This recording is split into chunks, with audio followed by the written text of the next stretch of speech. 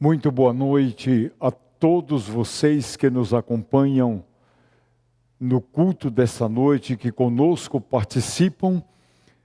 Graça e paz da parte de Deus, nosso Pai, e de seu amado Filho, o Senhor e Salvador Jesus Cristo. A todos vocês que nos acompanham e conosco participam deste culto de adoração da presença de Deus, de ministração da palavra de Deus, essa palavra que nos instrui, essa palavra que nos educa, essa palavra que nos corrige, a bendita palavra de Deus para os nossos corações e para o nosso crescimento cristão e maturidade espiritual. Bem-vindos, pois, todos. Vamos adorar ao nosso Deus com cântico. A equipe de música nos conduzirá neste momento de adoração e louvor ao nosso Deus, único Deus vivo, único Deus verdadeiro. Vamos adorá-lo. Cantemos.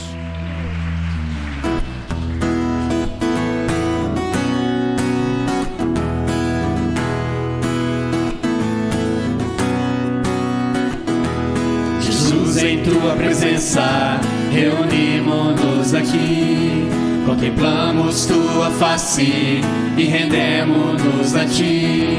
Pois um dia a tua morte trouxe vida a todos nós e nos deu completo acesso ao coração do Pai.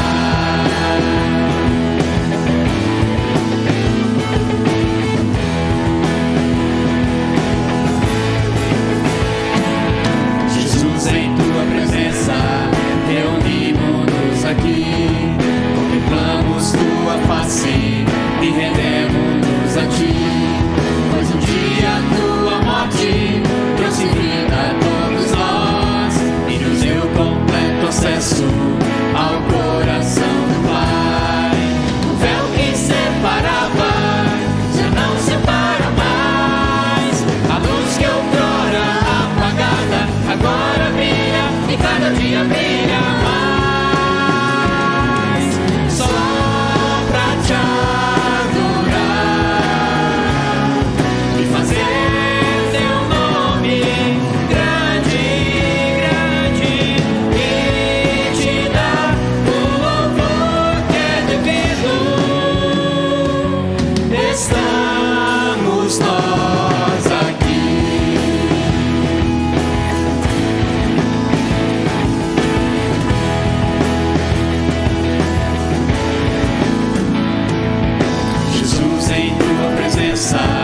reunimos-nos aqui, contemplamos tua face e rendemos-nos a ti, pois um dia a tua morte trouxe vida a todos nós e nos deu completo acesso ao coração do Pai.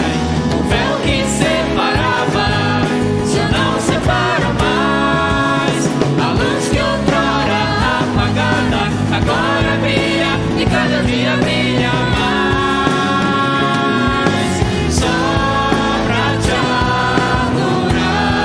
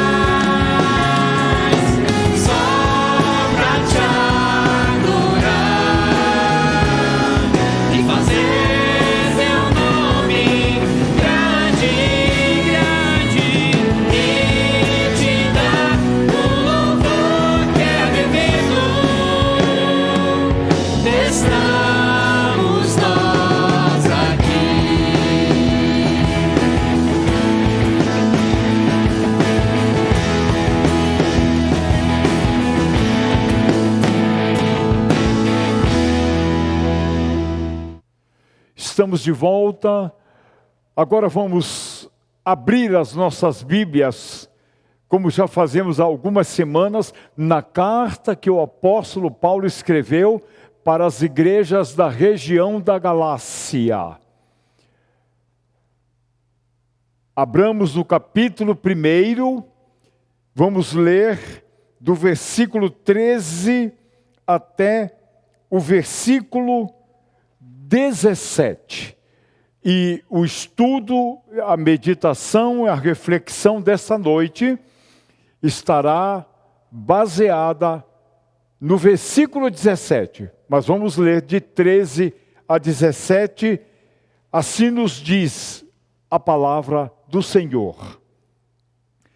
Vocês ouviram qual foi o meu procedimento no judaísmo, como perseguia com violência a igreja de Deus, procurando destruí-la.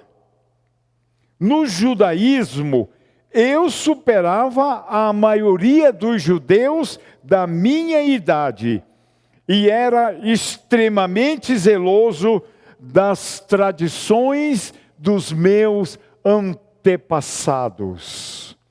Mas Deus me separou desde o ventre materno e me chamou por sua graça, quando lhe agradou revelar o seu Filho a mim, para que eu o anunciasse entre os gentios.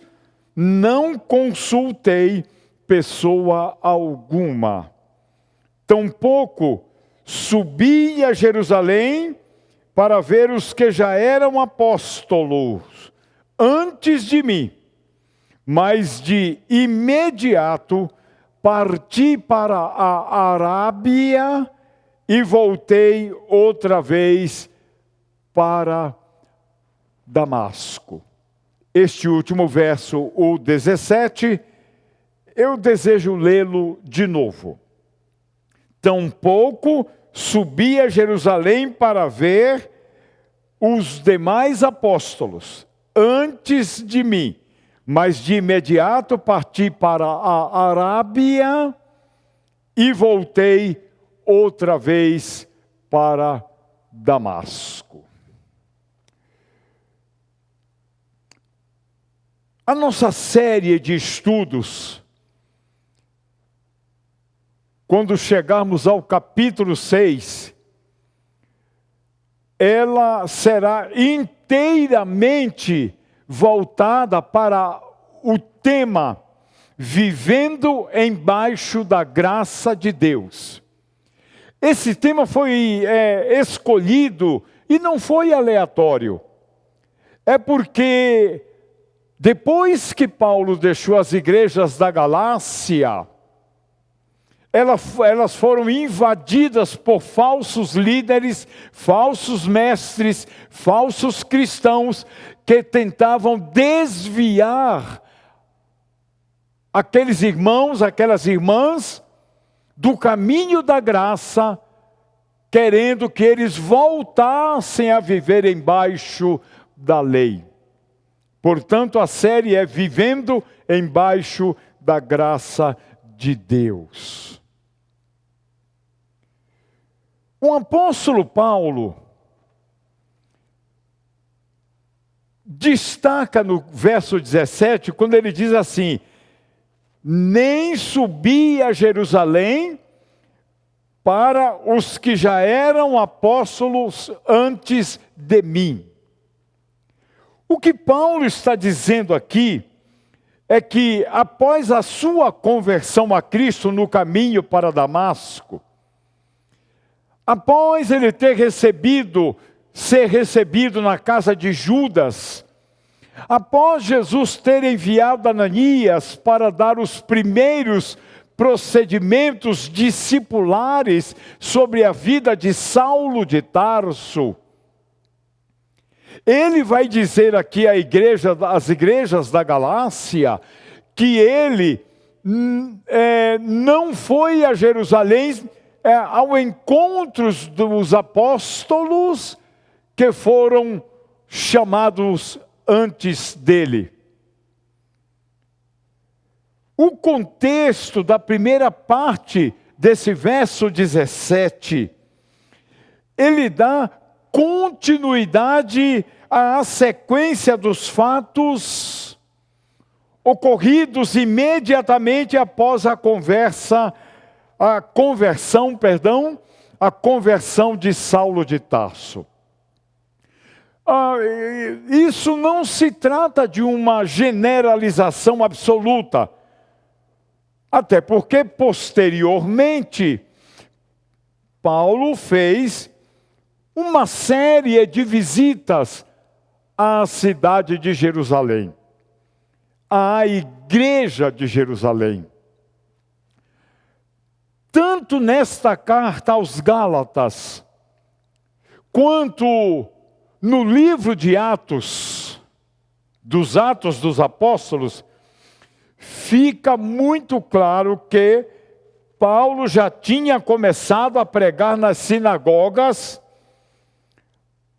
anunciando e afirmando para todos os judeus que Jesus era o Filho de Deus. Isso está lá em Atos capítulo 9, versículo 20, imediatamente após a conversão de Saulo.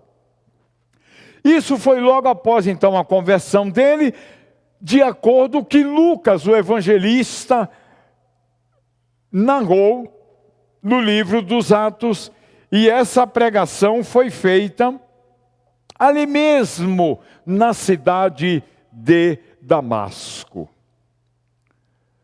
O que acontece é que, como uma introdução ao que logo se tornaria um padrão recorrente, após Paulo anunciar o Senhor Jesus Cristo nas sinagogas, Lucas então relata que os judeus deliberaram entre si tirar a vida de Saulo, porque para eles era inadmissível que um homem que tinha muitas vezes recebido carta branca para dizimar a igreja da face da terra, prender os cristãos, açoitar os cristãos, agora aparece como um cristão unido à família de Deus. Os judeus entenderam que isso era um pouco demais para que eles aceitassem sem tomar uma providência, e é por isso que Lucas vai dizer em Atos, capítulo 9, verso 20, que os judeus deliberaram entre si tirar a vida de Saulo. Isso está no livro de Atos, capítulo 9, o mesmo capítulo que narra a conversão de Saulo de Tarso. Aí você lê, verso 20, 21, 22, 23, 24 e 25.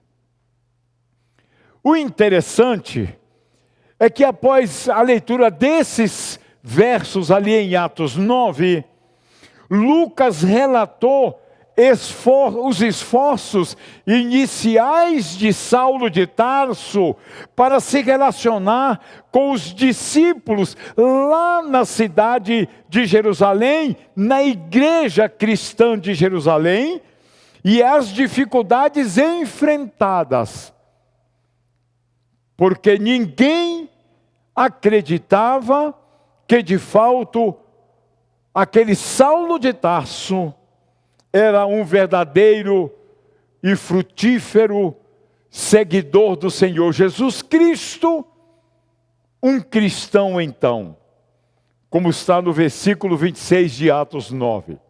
Ninguém dava crédito.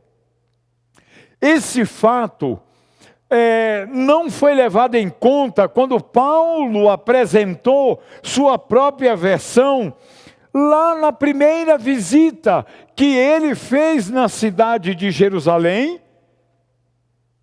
Aqui na carta aos Gálatas, porém, ele, o apóstolo Paulo, nos forneceu mais informações que as relatadas por Lucas lá no livro dos Atos. Ou seja, Lucas faz as narrativas possíveis sobre a vida, a conversão de Saulo de Tarso. Mas há detalhes que Lucas não escreveu, não porque ele não soubesse ou não quisesse, que o próprio Paulo acrescenta aqui na carta aos Gálatas informações importantes. Nesta carta aos Gálatas, Paulo revelou que partiu para a Arábia e que depois de ter ido à Arábia, ele volta para Damasco, ele não vai para Jerusalém. 3 anos antes dessa primeira visita, após a sua conversão, e que o propósito dessa primeira visita foi estabelecer contato com Pedro.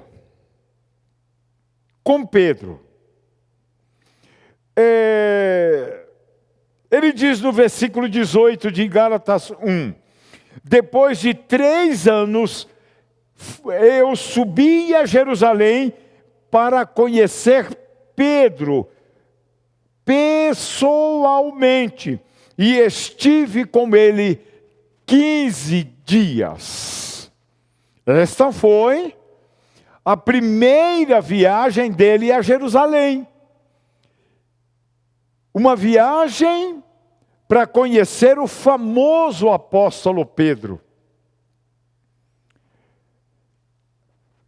Não existe contradição entre os dois relatos. Quais? O de Lucas e o do próprio Paulo, aqui na carta aos Gálatas. Não há contradição nos relatos.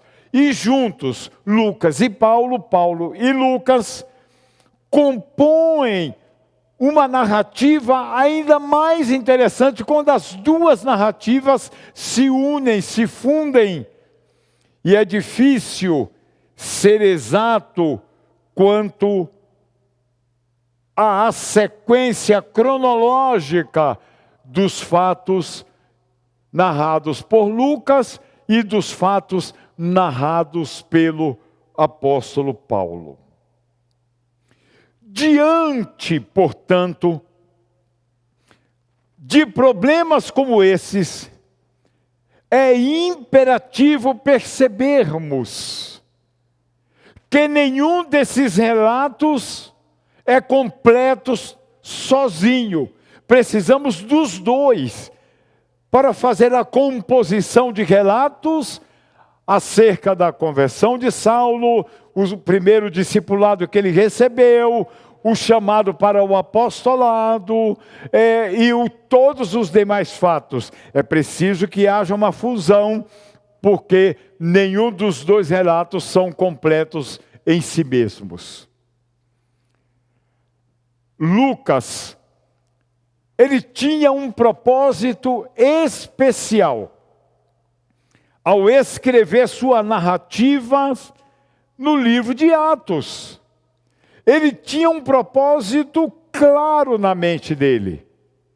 E Paulo, concentrado em um dos aspectos específicos do seu apostolado, ou seja, defender a autenticidade dele, do apostolado dele. Ele tinha então outro propósito. O que pode ter sido pertinente a um desses escritores pode ter sido irrelevante para a argumentação do outro escritor. A partir daí, sim, concluiremos que as dificuldades intransponíveis decorrem de nossa ignorância e de nossa incapacidade divina de fazer um relato coerente das coisas que ele achou por bem revelar. E de acordo com esse versículo 17, em vez de viajar após a sua conversão e o primeiro discipulado para a cidade de Jerusalém, Saulo de Tarso, agora convertido, ele vai para as regiões da Arábia, de onde depois ele volta e vai para Damasco outra vez. Aqui nós fazemos uma pergunta e é necessário que nós procuremos dar uma resposta. A pergunta é: como que esses detalhes se encaixam no registro que Lucas fez no livro de Atos? Os relatos aqui da carta aos Gálatas. Depois que Paulo, ou Saulo de Tarso, ficou cego por causa da visão que ele teve do clarão da presença gloriosa de Jesus Cristo e ressurreto, ali no caminho de Jerusalém para Damasco, ele foi levado cego, alguém segurando-lhe a mão, para Damasco, porque aquele clarão da gloriosa presença de Jesus cegou os olhos do apóstolo Paulo, ou de Saulo de Tarso.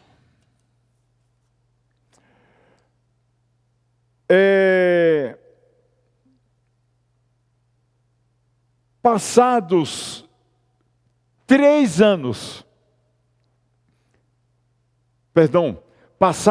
3 dias, nessa condição, cego, sem comer e nem beber nada, passados 3 dias na casa de Judas, nessa condição, Ananias foi enviado para lhe restaurar a visão, orientá-lo nos primeiros passos da vida em Cristo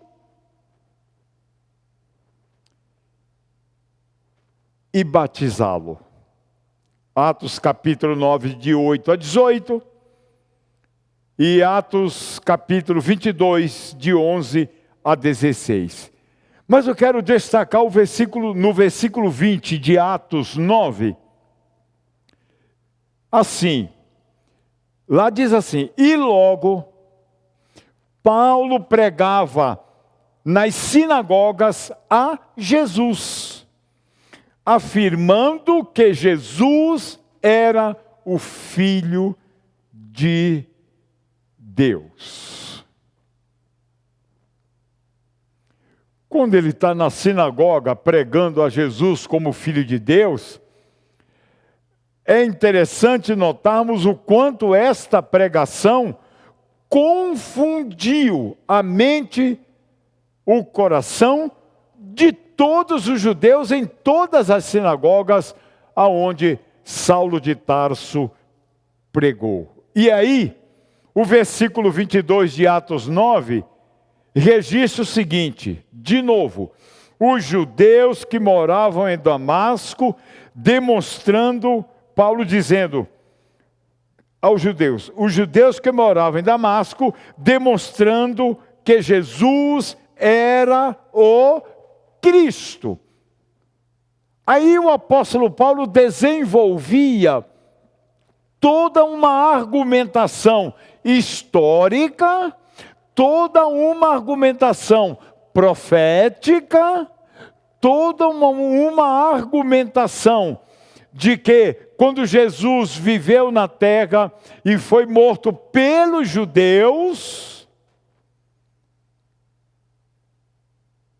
os judeus das sinagogas agora na época de Paulo ou de Saulo de Tarso não se conformavam com essas verdades.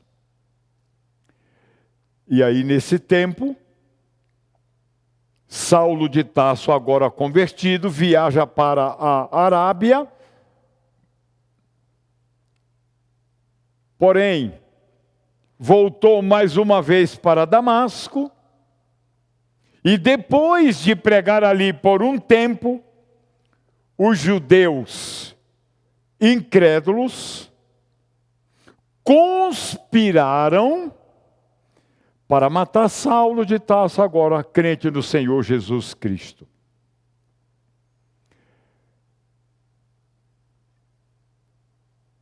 E o que é que precisou ser feito? Paulo, ele escapou por uma abertura no muro da cidade, sendo levado para dentro de um cesto, e em seguida ele parte para Jerusalém. Eu quero ler para vocês o texto do capítulo 9, versos 23 a 26, que nos dizem assim: decorridos muitos dias, os judeus decidiram de comum acordo matá-lo, mas Saulo ficou sabendo do plano deles. Dia e noite eles vigiavam as portas da cidade a fim de matá-lo. Mas os seus discípulos o levaram de noite e o fizeram descer num cesto através de uma abertura nas muralhas. Quando chegou a Jerusalém, tentou reunir-se aos discípulos, mas todos estavam com medo dele, não acreditando que fosse realmente um discípulo. Meus amados,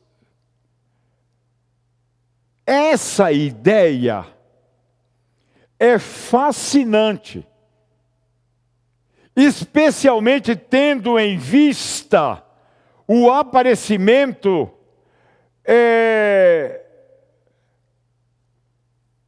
de Moisés e Elias. Por quê? Vejam bem, a afirmação de que Paulo partiu para as regiões da Arábia impulsionou uma variedade de especulações da parte dos estudiosos. Uma das especulações mais comuns é que Paulo teria viajado para o sul, na direção do Monte Sinai. Região essa considerada uma parte da Arábia. E olha, por exemplo, em Gálatas capítulo 4, verso 25, o que a gente lê. Agar representava o Monte Sinai, na Arábia, e corresponde à atual cidade de Jerusalém, que está escravizada com seus filhos. Então ali ele teria experimentado uma espécie de aparição idêntica à de Moisés idêntica à de Elias, como está em Êxodo 33 e 1 Reis, capítulo 19. Essa possibilidade que os estudiosos especulam de que Paulo foi naquela direção onde Moisés esteve, onde Elias foi trasladado.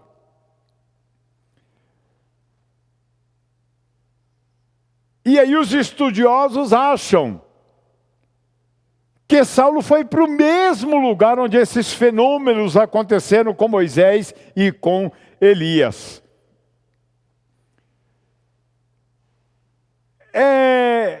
Você se lembra quando Jesus está no Monte Tabor e ele se transfigura, e lá com ele estavam Pedro, Tiago e João, e no momento que Jesus se transfigura, aparecem Moisés e Elias.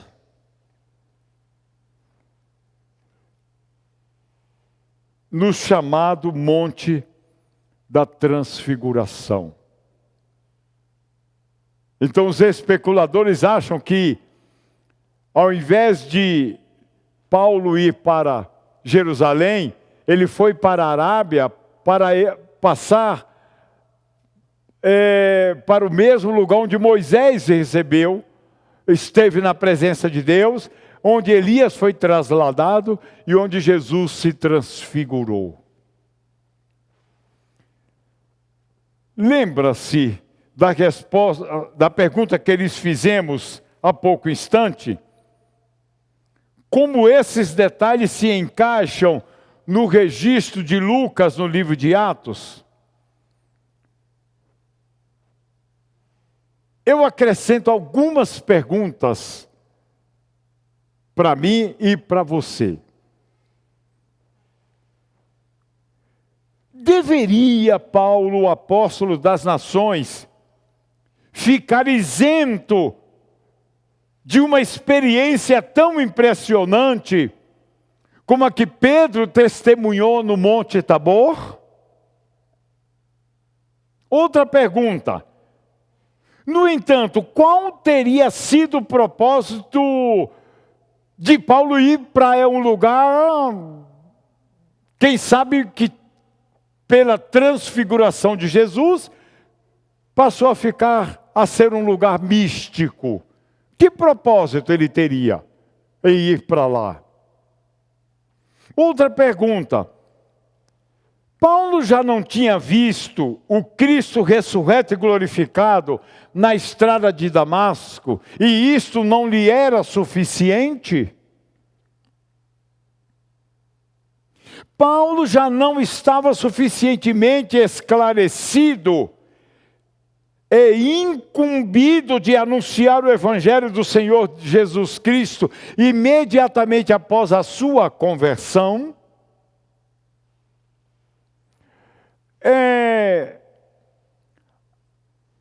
Veja Atos 9, verso 20. Que aparecimento mais poderoso poderia ter tido do que a que ele, Saulo de Tarso, experimentou no caminho para a cidade de Damasco? A experiência de Moisés no Monte Sinai foi irrepetível. O arrebatamento de Elias, onde quer que aconteceu, foi irrepetível. A transfiguração de Jesus diante de Pedro, Tiago e João, em cuja apareceu Elias e Moisés, foi naquele momento, para demonstrar o poder de Jesus, a glória de Jesus, e ficar patente que Jesus, de fato e de verdade, era o Filho de Deus. Concluindo por hoje, para seguirmos na próxima semana, a Arábia, mencionada aqui no versículo 17 de Gálatas, capítulo 1, ela é mencionada 6 vezes no Antigo Testamento. Ao passo que o adjetivo pátrio árabes ocorre outras 10 vezes no Antigo Testamento. No Novo Testamento, a palavra Arábia só aparece em Gálatas 1:17 e em Gálatas capítulo 4, verso 25. Só ali. Os árabes são mencionados apenas uma vez, como um adjetivo pátrio. E essa única vez é em Atos capítulo 2, versículo 11, antes da vinda do Espírito Santo. A gente lê assim: tanto judeus como convertidos ao judaísmo, cretenses e árabes, nós os ouvimos declarar maravilhas de Deus em nossa própria língua. Os árabes estavam presentes em Jerusalém no dia de Pentecostes, testemunhando o derramamento do Espírito Santo. Essas referências à Arábia deram origem à ideia de que, considerando que árabes certamente foram batizados em Jerusalém no dia de Pentecostes, o apóstolo pode ter ficado com esses cristãos quando ele viajou após a sua conversão lá na Arábia. Porque esse texto de Atos capítulo 2, versos 10 e 11 e 12, enfim, mostram que no final do Pentecostes, muitas nações que tinham vindo a Jerusalém para o Pentecostes estavam agora já prontos para retornar cada um para a sua nação. E aí sucedeu a vinda do Espírito Santo. E você deve estar lembrado que após a descida do Espírito sobre os apóstolos, eles pregaram não em língua estranha, mas na língua das nações que estavam ali no Pentecostes em Atos 2. E você deve lembrar-se também que naquele dia, após a pregação dos apóstolos, se converteram quase 3.000 pessoas. E é certo que alguns dos 3.000 convertidos, entre os convertidos,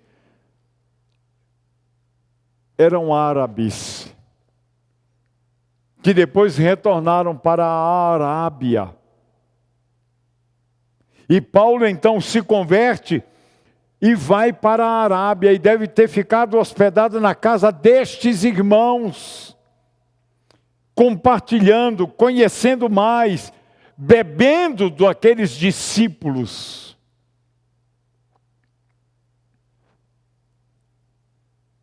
Portanto, essa narrativa não é aleatória.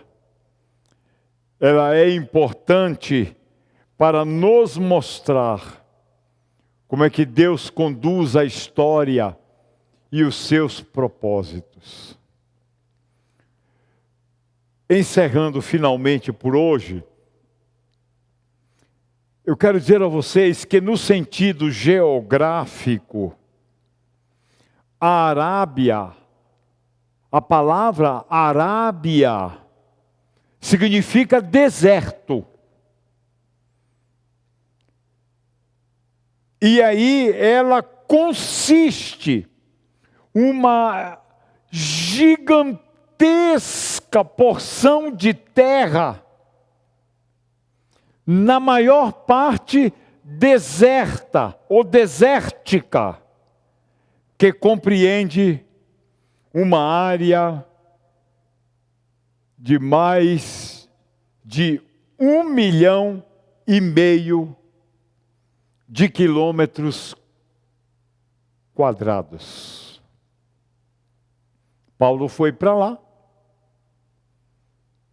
ficou lá cerca de 3 anos, e depois volta para Damasco. E ao retornar para Damasco, ele diz então para os crentes das igrejas da Galácia que ele foi a Jerusalém para encontrar-se com Pedro. E esse encontro durou cerca de 15 dias. Na sequência dos estudos, eu e vocês seremos informados do que efetivamente foi o diálogo entre Paulo e Pedro durante 15 dias. Mas o que muito me encanta é o fato de um novo convertido, Saulo de Tarso, estar sedento pelas informações, sedentos pelo conhecimento da verdade, sedento por conhecer mais e mais e mais e mais de Cristo. E quando esse conhecimento vai chegando, ele vai dando formação às suas estruturas cristãs, e que agora ele está pronto para subir a Jerusalém, conhecer os outros apóstolos e com eles conversar, principalmente o nosso querido apóstolo Pedro. E Paulo sobe para Jerusalém, tem um encontro com Pedro de 15 dias, e vocês e eu podemos imaginar o que foi um encontro entre esses dois apóstolos de Jesus Cristo. Não perca o estudo da semana que vem. Fique conosco, porque ele vai ser uma bênção na minha vida e na sua vida. Ok? Vamos adorar a Deus com cânticos. Cantemos.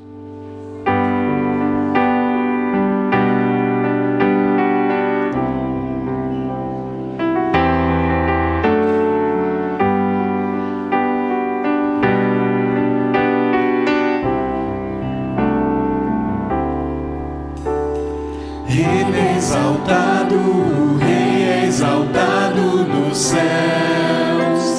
Eu louvarei, Ele é exaltado para sempre, exaltado o seu nome. Louvarei.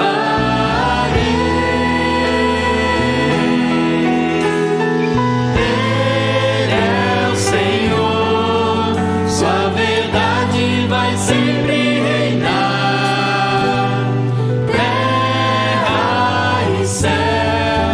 glorifica.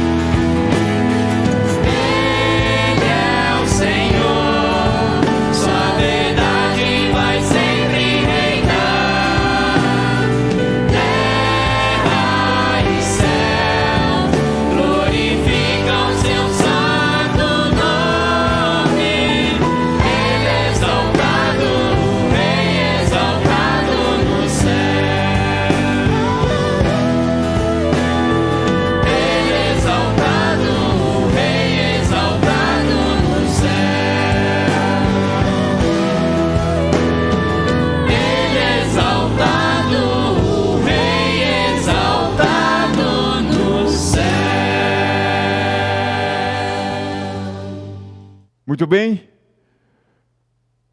Após esse momento de adoração com cânticos, agora são os momentos de oração. Alguns dos motivos você já tem ele aí com você. Então reúna a sua família, acrescente os motivos que surgiram da semana passada para essa semana e tenha um especial momento de oração. Não nos esqueçamos, nós que somos casados, que no próximo sábado, às 18 horas, tem o S2, que tem sido uma bênção na vida dos que têm participado. Esteja conosco sábado que vem. No mais, quero me despedir, estimulando você a ficar na graça.